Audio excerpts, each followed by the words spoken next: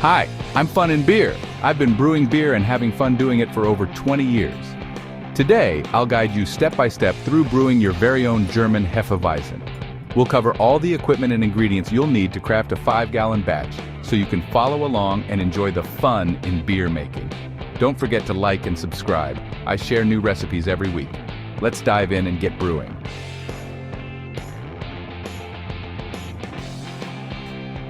A German Hefeweizen is a classic wheat beer that is highly regarded for its refreshing, light, and flavorful profile.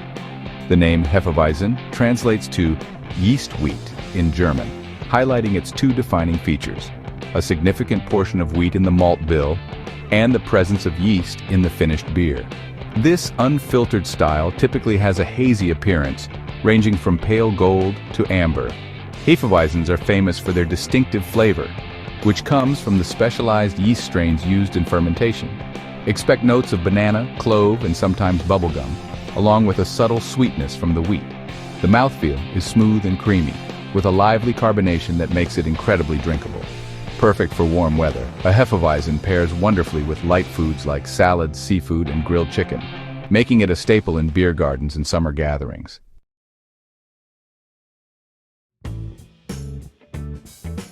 First, we will start with the essential equipment you'll need to get started brewing. I've included links in the video description to the gear I personally use. Check them out for more details or to grab your own. First, for brewing a 5-gallon batch, a 7.5-gallon pot is an ideal choice. This size provides ample space to handle the vigorous boil without risking messy boilovers, ensuring a smoother brewing process. The pot I recommend, linked below, is a game changer for home brewers. It features a built-in thermometer, allowing you to monitor the temperature precisely throughout your brewing session. Additionally, it comes equipped with a convenient nozzle, making it effortless to transfer your wort to the fermenter while minimizing spills and oxidation. Investing in a quality brewing pot like this one enhances efficiency and helps produce consistent, high-quality beer. Next, you'll need a fermenting bucket slightly larger than 5 gallons to accommodate your brew and allow room for fermentation activity. The fermenting bucket linked below is an excellent choice. It features pre-drawn gallon markings, making it incredibly convenient to measure and monitor your liquid levels accurately. This larger capacity ensures there's enough headspace to handle the foam and carbonation created during fermentation, reducing the risk of spills or overflow. A well-designed fermenting bucket like this simplifies the brewing process and helps you maintain precision in your craft. Next, you'll need an airlock and a carboy bung, both essential tools for the fermentation process. The airlock allows carbon dioxide produced during fermentation to safely escape, preventing pressure buildup, while simultaneously blocking outside air and contaminants from entering your fermenter. The carboy bung securely seals the opening of your fermenter and holds the airlock in place, ensuring a proper fit and airtight conditions. Together, these tools help maintain the perfect environment for your beer to ferment successfully, preserving its quality and flavor. Nylon mesh bags are an absolute must-have for any home brewer. These handy tools simplify the brewing process by containing your hops and grains during the boil or mash, eliminating the need for tedious straining afterward. By using mesh bags, you can easily remove spent hops and grains from the wort, keeping your brew clean and reducing the risk of clogging your equipment. They're reusable, easy to clean, and come in various sizes to fit different brewing needs, making them an indispensable part of your brewing toolkit. A big-ass spoon is an absolute must for brewing. Whether you're stirring your mash, mixing in malt extract, or making sure hops are evenly distributed, a long, sturdy spoon is essential for reaching the bottom of your brew pot and getting the job done efficiently. Opt for one made of stainless steel or food-grade plastic to avoid unwanted reactions with your ingredients. Trust me, having the right spoon makes the whole process smoother, and your arms will thank you for the extra leverage. Sanitizer is absolutely non-negotiable in brewing. Proper sanitation is crucial to ensure the success of your batch, as even the smallest contamination can ruin all your hard work.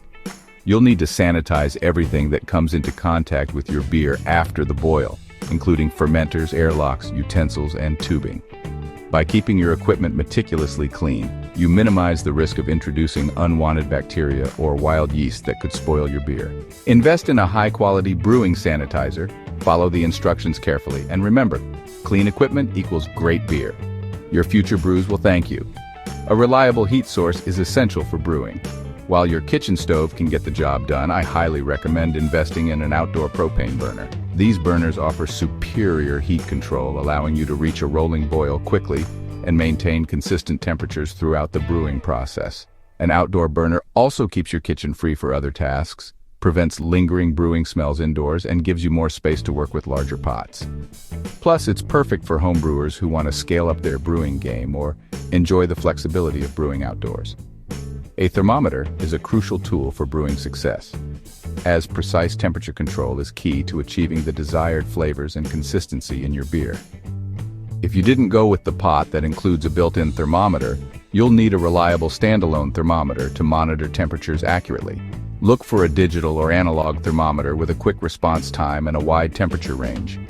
This ensures you can accurately measure everything from mash temps to the cooling phase. Keeping a close eye on your brew's temperature helps avoid mistakes and ensures the best possible outcome for your beer. A siphon is essential for smoothly transferring the liquid from your brew pot to the fermenting bucket. When working with 5 gallons of wort, it can be heavy and awkward to manage without a siphon, which allows you to move the liquid safely and efficiently without disturbing the sediment or risking spills. A good siphon typically includes a siphon tube and a racking cane, making the process easier and cleaner. This tool is especially important for minimizing exposure to oxygen, which could affect the quality of your beer. With a siphon, you'll be able to transfer your wort with ease, ensuring a smooth brewing process. A hydrometer is a great tool to have, even though it's not absolutely necessary. It measures the specific gravity of your wort before and after fermentation, allowing you to calculate the alcohol percentage, ABV, of your beer. While it might not be essential for brewing, having a hydrometer gives you the precision to track the fermentation process and ensures your beer is ready to drink at the perfect time. Plus, trust me, when people sample your brew, the first question they'll ask is, "What's the alcohol percentage?" A hydrometer helps you answer confidently. A wort chiller is a game changer, though not strictly mandatory for home brewing. It significantly speeds up the cooling process, helping you bring your wort down to the ideal temperature much faster than waiting for it to cool naturally. This is crucial because pitching yeast at the correct temperature ensures healthy fermentation and prevents contamination from prolonged exposure to warm wort. A wort chiller works by circulating cold water through copper or stainless steel coils that are immersed in the hot wort, efficiently transferring heat away. It's especially helpful for avoiding the risk of bacteria or wild yeast getting into your beer during the cooling phase, ultimately improving your beer's quality and reducing the chance of spoilage.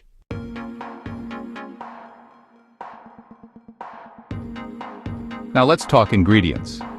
The basic ingredients for brewing your own beer include malt, usually malt extract or grains, hops, yeast, and water. You can find everything you need at your local homebrew store. Just search "homebrew store near me" to find a nearby supplier. These stores often offer a wide selection of brewing ingredients along with helpful advice from experienced brewers. Alternatively, you can order your ingredients online for added convenience.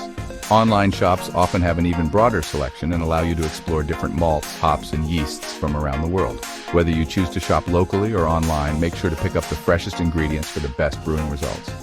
For the flavoring grains and malts, you'll need a variety of ingredients that will contribute to the color, flavor, and body of your beer. 4 pounds of 2-row malt, 6 pounds of white wheat. For the hops, you'll need a selection that matches the style of beer you're brewing. Hops contribute bitterness, flavor, and aroma, and they play a key role in balancing the sweetness of the malt. Here's what you'll typically need for this batch. 0.5 ounces of Northern Brewer hops. For the yeast, you'll need to choose a strain that complements the style of beer you're brewing. Yeast is responsible for fermenting the sugars in the wort and producing alcohol, carbon dioxide, and various flavor compounds. For this batch, we will be using a Hefeweizen yeast. Additionally, you'll need a clarifier to help ensure your beer is clear and free from unwanted sediment. Clarifiers help to remove suspended particles, yeast, and proteins that can cause haze or cloudiness in the final product. We will be using Whirloc tablets, just 1 tablet.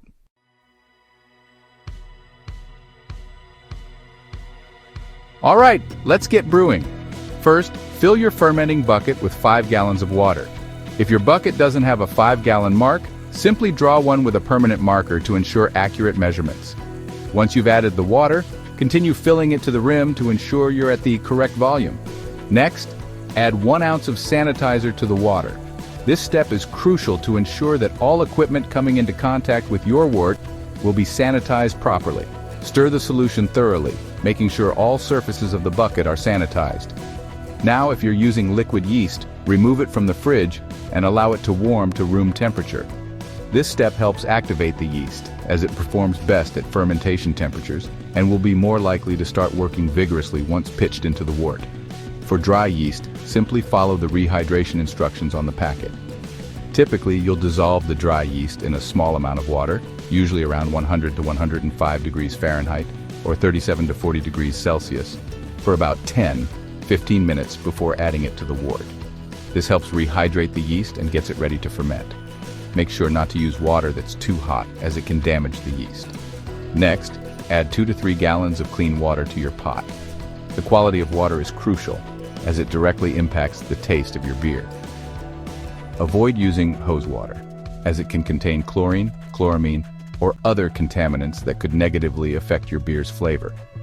If you're using tap water, it's a good idea to treat it by either filtering it or letting it sit for a day to allow any chlorine to dissipate. If you're unsure about the water quality, you might want to use bottled or filtered water to ensure your beer tastes its best. Once the water is in the pot, you're ready to continue with the next steps of the brewing process. Place the pot on your heat source and turn on the heat to begin heating the water. If you're using a propane burner or another heat source that heats quickly, keep a close eye on the pot to avoid a boil-over. It's also a good idea to stir occasionally to help evenly distribute the heat throughout the water. Now, place all your flavoring grains and malt into a large nylon mesh bag. This will make it much easier to handle and strain out the grains later in the brewing process. The mesh bag will allow the water to pass through and extract the flavors, sugars, and color from the grains while keeping the solid grains contained. Secure the bag with a knot or drawstring to prevent it from floating around in the pot. Stir occasionally to ensure the grains are fully immersed and extract their flavors properly. Submerge the bag filled with flavoring grains and malt into the heating water and steep for 30 minutes. Make sure the bag is fully submerged but doesn't touch the bottom of the pot, as direct contact could result in scorching the grains. To help with this, you can suspend the bag using a spoon or a hook, ensuring it stays in the water without resting on the pot's surface. During the steeping process, stir occasionally to ensure the grains are evenly soaked. This will help extract the desired flavors, color, and sweetness from the malt. After 30 minutes, you'll be ready to remove the bag and move on to the next step in your brewing process. If the water temperature reaches 170 degrees Fahrenheit, 77 degrees Celsius, try to maintain it throughout the steeping process. 170 degrees Fahrenheit is the ideal temperature for steeping most flavoring grains and malts, as it helps extract the right flavors without over-extracting tannins, which could result in undesirable astringency. To maintain the temperature, you can adjust your heat source accordingly. If it starts to exceed 170 degrees Fahrenheit, lower the heat or remove the pot from the burner for a moment to allow the temperature to drop. Keeping the temperature steady will ensure you get the best flavor and color from the grains without introducing any harshness. Once the 30-minute steeping time is up, remove the grain bag from the pot and let it drain into the pot, making sure to extract as much liquid as possible. After that, bring the water to a boil. Stay close to your pot during this stage, as the wort will begin to foam as it heats up. Be prepared to adjust the heat to prevent a boil-over. If foam starts to rise too quickly, lower the heat temporarily until the foam settles. Once the foam subsides, you can bring the heat back up and continue boiling. The goal here is to maintain a rolling boil for the next phase of your brewing process, when you'll add your malt extract, hops, and other ingredients. Keep an eye on the pot to ensure the boil stays consistent. Now, add your 0.5 ounces Northern Brewer to a mesh bag to contain them and prevent loose hop particles from floating around in the wort. Place the mesh bag into the pot with the boiling water. This hop addition will provide bitterness to balance the sweetness of the malt. Once the hops are in, start your timer for a 60-minute boil. This is the primary boiling phase, where you'll add other hops and ingredients at specific intervals. Keep an eye on the boil. Adjust the heat as necessary to maintain a steady rolling boil, and be ready for the next hop additions and other steps as the timer progresses. During the boil, sanitize everything that will come in contact with the beer after cooling to prevent contamination. This includes the fermenting bucket, airlocks, thermometer, hydrometer, spoons, and any other utensils you'll use during the fermentation process. A quick tip is to use the sanitizing solution from step 1, the water and sanitizer mixture, for this purpose. Just make sure to thoroughly sanitize all these items and set them aside, ensuring they stay clean and ready for use once the wort is cooled. Keeping your tools and equipment sanitized is crucial to avoid any unwanted bacteria or wild yeast that could ruin your batch. With 20 minutes left in the boil, carefully remove your immersion wort chiller from the sanitizing solution. Rinse it thoroughly with clean water to remove any residual sanitizer. Once it's rinsed, add the wort chiller to the boiling wort. By placing the chiller in the pot during the last 20 minutes of the boil, you'll help sanitize it further and ensure it's fully prepared for cooling the wort after the boil is complete. Make sure the chiller is submerged and positioned so that it can efficiently cool the wort later on, and keep an eye on the boil to finish out your brewing process. After the 60-minute boil timer concludes, follow these steps to ensure the next stage of your brewing process goes smoothly. Immediately turn off the heat source to stop the boiling process. This will prevent overboiling and help bring the temperature down quickly. Carefully remove your hop bags from the pot. Gently squeeze out any remaining wort from the bags, being careful not to burn yourself as the wort is still hot. Discard the hop bags. Add your Whirloc Clarifier tablet to the wort. This will help coagulate proteins and other particles, making it easier to clarify the wort later on. Stir gently to dissolve the tablet and help it mix evenly into the wort. With these steps completed, you're ready to move on to cooling the wort and preparing for fermentation.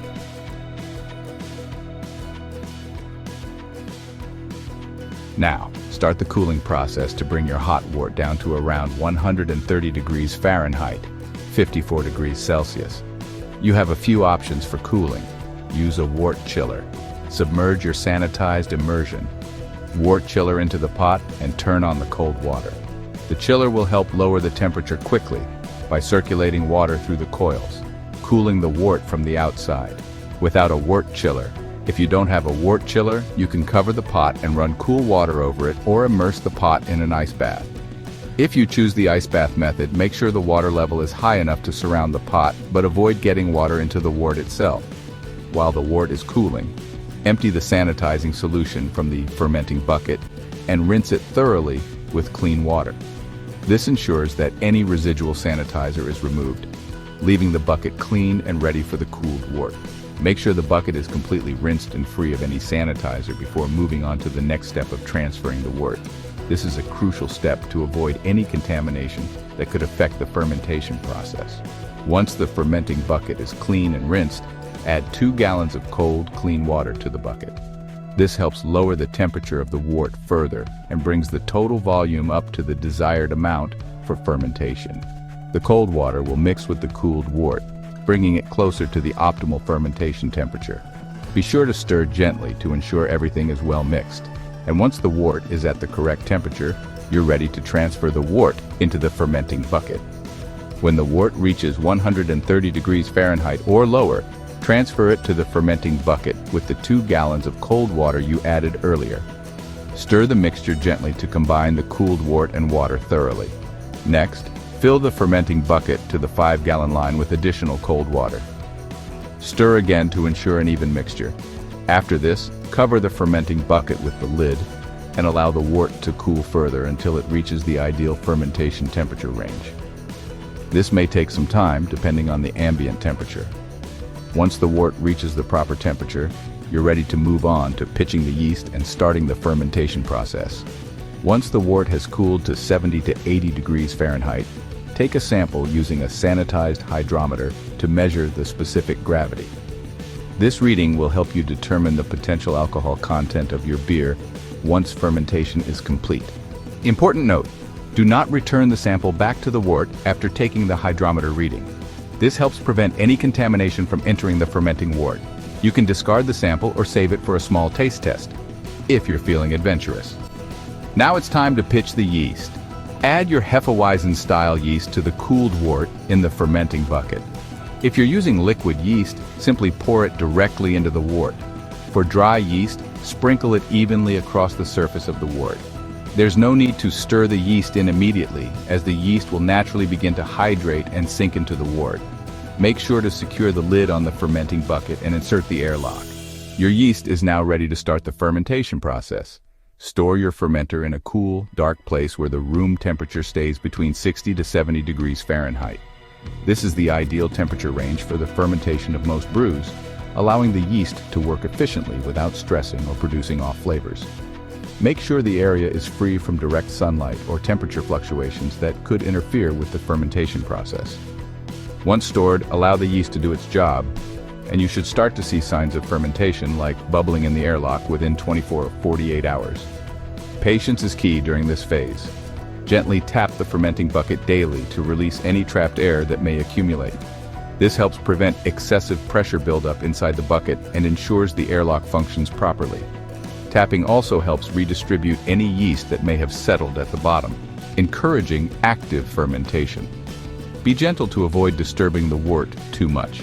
As fermentation progresses, you'll likely hear bubbling in the airlock, indicating that the yeast is working and producing CO2.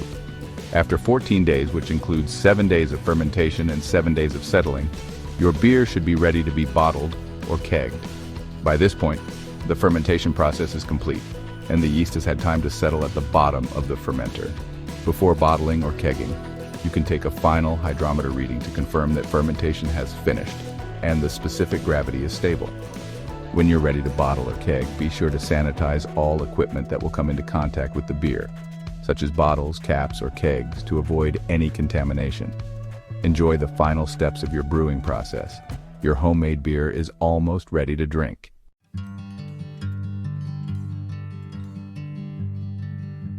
If you found this video helpful, be sure to like and subscribe. If you try the recipe, leave a comment and let me know how it turned out. I share new recipes every week, so if there's a specific one you'd like to see next, drop your suggestion in the comments. This has been Brewing with FUNnBEER, beer made for good times.